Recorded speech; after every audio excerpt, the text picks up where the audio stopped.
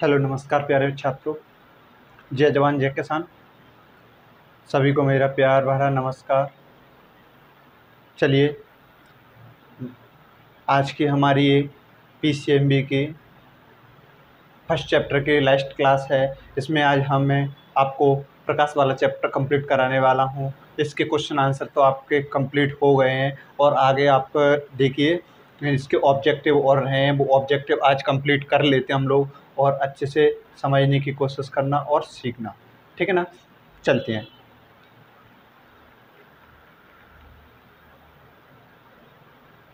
चलिए, इसका first objective है। इसी प्रकार मैं इसमें 20 से 25 कुछ ऑब्जेक्टिव पढ़ाने वाला हूँ। जो ऑब्जेक्टिव आपका 1 नंबर का आता है एमपी बोर्ड एग्जाम में, वो आपका छूटे ना और ना आपसे। अगला फर्स्ट पॉइंट, प्रकाश की निर्वात में चाल कितनी होती है। ये वाला क्वेश्चन मैं पहले क्वेश्चन में ही पढ़ा चुका हूँ। जब प्रकाश के मैंने भौतिक गुण बताए थे उसी समय बता चुका हूँ कि प्रकाश की निर्वात में चाल कितना होती है। 3 × 10⁸ मीटर पर सेकंड होती है। कितना होती है? 3 × 10⁸ मीटर पर सेकंड होती है। अगला पॉइंट है, क्वांटम सिद्धांत के अनुसार प्रकाश का गमन ऊर्जा के छोटे छोटे बंडलों के रूप में होता है। प्रकाश का गमन छोटे छोटे बंडलों के रूप में होता है, तब उन्हें हम क्या कहते हैं? फोटोन कहते हैं। एक क्वांटम सिद्धांत पढ़ते हैं, उसके अनुसार प्रकाश का एक गमन होता है, जो प्रकाश की ऊर्जा का वो कैसे होता है? छोटे छोटे बंडलों के रूप में होता है। उनको हम क्या कहते हैं? उनको हम फोटोन कहते हैं। अगला पॉइंट देखिए, कैमरे द्वारा वस्तु का प्रतिबिंब बनता है। कैमरे द्वारा वस्तु का प्रतिबिंब बनता है। आपको या तो वो खालिस्ताना पूछ सकता है, या आपको सत्ता पूछ सकता है, या आपको चूज द करेक्ट आंसर में पूछ सकता है, सही विकल्प में पूछ सकता है। तो कैमरे के द्वारा बना हुआ प्रतिबिंब कैसा बनता है? उल्टा बनता है। कैसा बनता है? उल्टा बनता है। अगला पॉइंट है, प्रकाश की किरण का एक माध्यम से दूसरे माध्यम में प्रवेश करने पर वह अपने मार्ग से विचलित हो जाती है। ध्यान से समझने की कोशिश करना। अगला पॉइंट है इसमें, प्रकाश की किरण का एक माध्यम से दूसरे माध्यम में प्रवेश करने पर वह अपने मार्ग से विचलित हो जाती है, तब यह घटना कहलाती है। आपको मैं क्वेश्चन डेफिनेशन में भी पढ़ा के आया हूँ कि जब प्रकाश की किरण एक माध्यम से दूसरे माध्यम में जाती है तो वह अपने मार्ग से विचलित हो जाती है, तब यह घटना क्या कहलाती है? प्रकाश का क्या कहलाती है? क्या कहलाती है? प्रकाश का अपवर्तन कहलाती है। क्या कहलाती है? प्रकाश का अपवर्तन कहलाती है। Refraction of light. अगला पॉइंट, सूर्य से आने वाला प्रकाश मिलकर बना होता है कितने रंगों से? 7 रंगों से। कितने रंगों से मिलकर बना होता है? 7 रंगों से। सूर्य का जो प्रकाश होता है वो 7 रंगों से मिलकर बना होता है। अगला पॉइंट है हमारा, प्रकाश का रंग पहचाना जाता है। प्रकाश का रंग पहचाना जाता है उसकी तरंग दैर्ध्य से। उसकी तरंग दैर्ध्य से पहचाना जाता है कि किस रंग का प्रकाश अधिक होता है, उसकी तरंग दैर्ध्य से पहचाना जाता है। तो प्रकाश के अलग अलग जो 7 रंग होते हैं, वो अपने 7 रंगों में आपने प्रकाश का वर्गीकरण बताया था, उसमें बताया था आपको मैंने। तो प्रकाश का रंग किसके द्वारा पहचाना जाता है? उसकी तरंग दैर्ध्य के द्वारा पहचाना जाता है। आगे, चंद्रमा एक वस्तु है। चंद्रमा एक कैसी वस्तु है? स्वदीप्त वस्तु है कि अदीप्त? मैंने आपको बताया था, जब मैंने आपको पढ़ाया था स्वदीप्त वस्तुएं क्या होती है और अदीप्त वस्तुएं क्या होती हैं। स्वदीप्त के उदाहरण बताए थे और अदीप्त के उदाहरण बताए थे। तो अदीप्त वस्तु में आता है, किसमें आता है? अदीप्त वस्तु में आता है।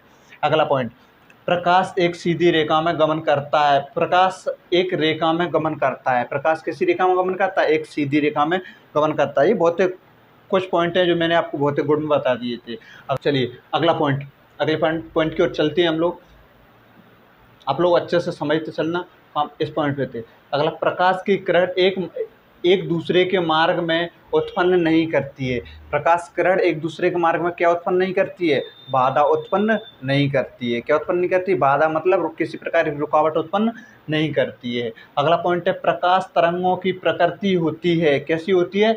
अनुप्रस्थ होती है। कैसी होती है? अनुप्रस्थ होती है। प्रकाश तरंगों की प्रकृति कैसी होती है? प्रकाश की जो तरंगें जाती हैं वो कैसी होती है? उनकी प्रकृति कैसी होती है? अनुप्रस्थ होती है। कैसी होती है? अनुप्रस्थ होती है। अगला, सूर्य ग्रहण कब पड़ता है? सूर्य ग्रहण कब पड़ता है? मैंने आपको अच्छे से बताया था कि सूर्य ग्रहण हमेशा अमावस्या के दिन पड़ता है और सूर्य ग्रहण की मैंने आपको डेफिनेशन में अच्छे समझाया था। अगर आप लोग मेहनत कर रहे हो मेरे साथ साथ तो आपको भी ये क्वेश्चन के आंसर बन रहे होंगे इन क्वेश्चनों के। आगे, चंद्र ग्रहण कब पड़ता है? चंद्र ग्रहण अमावस्या के दिन पड़ता है। चंद्र ग्रहण कब पड़ता है? अमावस्या के दिन पड़ता है। आगे, आकाश का नीला दिखाई देना कारण है प्रकाश का प्रकीर्णन। प्रकाश का प्रकीर्णन, आकाश जो वायुमंडल में जो आकाश रहता है वो नीला क्यों दिखाई देता है? प्रकाश के प्रकीर्णन के कारण दिखाई देता है। सूर्य का प्रकाश आता है, उसके प्रकाश का प्रकीर्णन होता है, उस कारण आकाश का रंग नीला दिखाई देता है। अगला पॉइंट देखिए, प्रकाश के वर्ण क्रम में कितने रंग होते हैं? 7 रंग होते हैं। अगर क्वेश्चन पढ़े होंगे तो 80% आपको ये क्वेश्चनों के आंसर बन रहे होंगे, अगर आपने क्वेश्चनों को अच्छे से याद कर लिया होगा तो। क्वेश्चन के आंसर अच्छे से याद होंगे आपके तो। अगला, प्रकाश वर्ण क्रम के आधार पर कौन सा रंग दिखाई देता है? जो मैंने प्रकाश का वर्ण विच्छेपण बताया था, तो वही वर्ण विच्छेपण या वर्ण क्रम कहते हैं। तो उसमें आधार पर कौन सा रंग दिखाई देता है? बैगनी। और ऊपर टॉप पर कौन दिखाई देता है? ऊपर लाल रंग दिखाई देता है। अगला पॉइंट की ओर चलते हैं। किस दोष को दूर करने के लिए उत्तल लेंस का उपयोग किया जाता है? अब मैंने आपको बताया था बड़े के लिए बड़े का और छोटे के लिए छोटे का, बड़े के लिए बड़े का और छोटे के लिए छोटे का। देखते हैं, उत्तल लेंस का प्रयोग करते हैं दूरदृष्टि के लिए। किसके करते हैं? दूर के लिए। तो उत्तल छोटा होता है तो दूर भी छोटा है। मतलब दूर को हम दो अक्षरों में लिखा हुआ है, उत्तल 3 अक्षरों में लिखा हुआ है। इसी प्रकार आप अवतल को कहें तो अवतल हमारा 4 अक्षरों में लिखा होता है और निकट हमारा 3 अक्षरों में लिखा रहता है। तो मैंने आपको एक ट्रिक ही बताई थी कि किसके ट्रिक के द्वारा हम याद करें कि किस दूरदृष्टि दोष के लिए किस लेंस का प्रयोग करते हैं। दूरदृष्टि के लिए हम उत्तल लेंस का प्रयोग करते हैं और निकट दृष्टि के लिए अवतल लेंस का प्रयोग करते हैं। अगला पॉइंट, आगे ये पॉइंट भी हो गया। द्विपक्षीय लेंस का उपयोग किस दोष के निवारण में किया जाता है? जरा दृष्टि दोष के। मैंने आपको बताया था द्विपक्षीय लेंस का उपयोग। आगे, पृथ्वी पर स्थित दूर स्थित वस्तुओं को देखने के लिए किस यंत्र का प्रयोग करते हैं? पृथ्वी पर स्थित, मैंने आपको बताया था पृथ्वी पर स्थित किसी वस्तु को देखने के लिए हम पार्थिव दूरदर्शी का प्रयोग करते हैं, जबकि आकाश में दूर स्थित वस्तु को देखने के लिए हम खगोलीय दूरदर्शी का उपयोग करते हैं। आगे, द्विपक्षीय लेंस के द्वारा तैयार किए जाते हैं उत्तल और अवतल लेंस। द्विपक्षीय लेंस किसके द्वारा तैयार किया जाता है? उत्तल और अवतल के द्वारा तैयार किया जाता है। किसके द्वारा किया था? उत्तल और अवतल के द्वारा तैयार किया जाता है। अगला पॉइंट, नेत्र लेंस के पीछे एक विशेष प्रकार का द्रव भरा रहता है। नेत्र लेंस जो हमारा आँख होता है, आँख उसके अंदर लेंस होता है। कौन सा लेंस होता है आँख के अंदर? ये आपको पता होना चाहिए, कमेंट करके बताइए कि आँख के अंदर कौन सा लेंस होता है। नेत्र लेंस के पीछे एक विशेष प्रकार का द्रव भरा रहता है, उसको क्या कहते हैं? उसको हम कांचाभ द्रव कहते हैं। क्या कहते हैं? कांचाभ द्रव कहते हैं। आगे, पतले लेंस के लिए आवर्धन का सूत्र क्या होता है? जो पतले लेंस होते हैं उनके लिए आवर्धन का सूत्र क्या होता है? 1/f = 1/v - 1/u। 1/f बराबर 1/v - 1/u। ठीक है, याद रखना है। ये वाला बहुत इंपॉर्टेंट है आपके लिए। आगे, श्वेत प्रकाश के वर्ण क्रम में रंगों का क्रम किस शब्द में लिखा जाता है? VIBGYOR। इसका मतलब समझते हो? Violet, indigo, blue, green, yellow, orange, red. ये बेजानी हैप्पी नाला की ट्रिक से भी याद कर सकते हो आप। बैगनी, जामुनी, नीला, हरा, पीला, नारंगी, लाल। आगे देखिए, प्राथमिक इंद्रधनुष में लाल रंग होता है।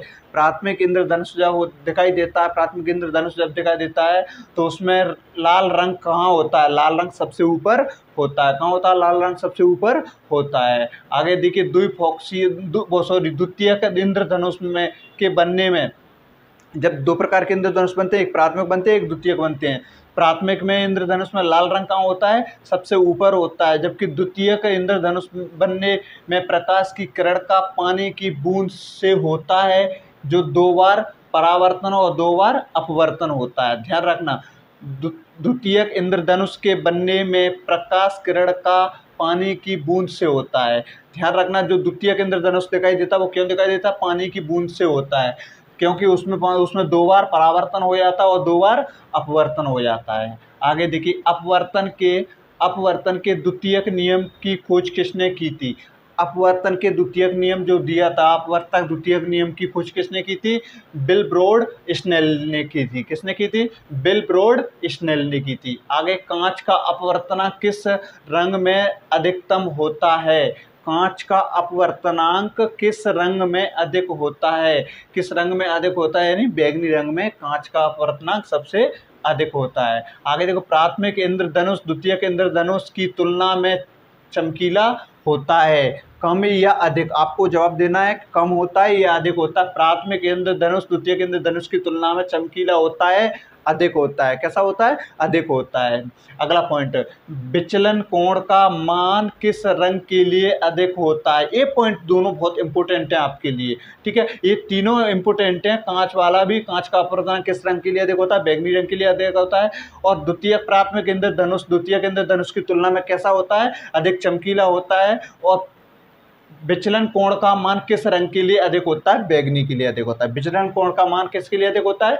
बैंगनी रंग के लिए अधिक होता है। आगे उत्तल लेंस को क्या कहते हैं? हम अभिसारी लेंस भी कहते हैं। उत्तल लेंस को हम अभिसारी लेंस भी कहते हैं। अभिसारी का मतलब होता है यह जब किरण फैल के आते हैं उनको एक केंद्र पर एकत्रित करता है, इसीलिए उत्तल लेंस को हम अभिसारी लेंस भी कहते हैं। और उत्तल लेंस को अभिसारी लेंस भी कहते हैं। और अवतल लेंस को हम अपसारी लेंस कहते हैं, क्योंकि अवतल लेंस जो होता है वो किरणों को फैला देता है। क्या करता है? किरणों को फैला देता है। आगे देखिए, जिस लेंस में दोनों पृष्ठ उत्तल होते हैं वह क्या कहलाता है? वह उभयोत्तल कहलाता है। जिस लेंस में दोनों पृष्ठ उत्तल होते हैं, मतलब एक ऐसा लेंस जिसका दोनों पृष्ठ कैसे होते हैं? उत्तल होते हैं, वह क्या कहलाता है? उभयोत्तल कहलाता है। क्योंकि जहाँ लेंस का, अगर लेंस तो दो प्रकार के होते हैं, एक उत्तल एक अवतल, फिर उसमें भी अलग अलग प्रकार के क्राइटेरिया में बांटा गया है, तो उसके बारे में बताया गया है इसमें।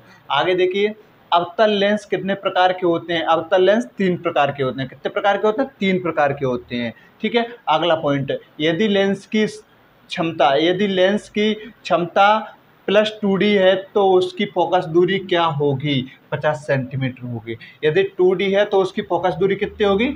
50 सेंटीमीटर होगी। अगला पॉइंट, फोटोग्राफिक कैमरे द्वारा वस्तु का प्रतिबिंब बनता है उल्टा और वास्तविक। फोटोग्राफिक जो कैमरे में फोटोग्राफिक फिल्म होती है, उसके फोटोग्राफिक कैमरे द्वारा वस्तु का प्रतिबिंब कैसा बनता है? उल्टा बनता है और वास्तविक बनता है। कैसा बनता है? उल्टा बनता है और वास्तविक बनता है। अगला पॉइंट, मानव नेत्र में दृढ़ पटल के सामने का उभरा हुआ भाग क्या कहलाता है? कॉर्निया कहलाता है। आप पीछे डायग्राम में देख सकते हो कॉर्निया किसको कहते हैं। मतलब मानव नेत्र में